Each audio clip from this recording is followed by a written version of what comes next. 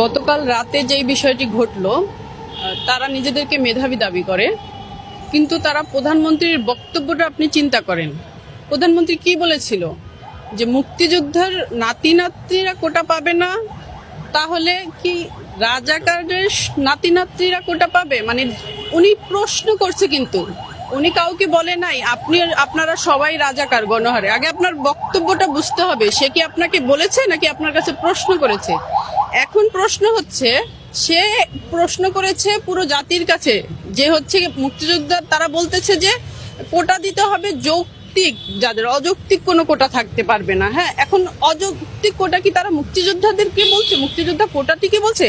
সেটাও তারা কিন্তু বলছে না। হ্যাঁ, এখন প্রধানমন্ত্রী কিন্তু একটি প্রশ্ন ছিল শুধুমাত্র, এটি কোনো কাউকে ব্যঙ্গ করে কথা বলা ছিল না, সবাইকে গণহারে রাজাকারও বলা হয়নি। তারা এই সামান্য একটি প্রশ্ন, সেটি তারা বুঝতে পারে।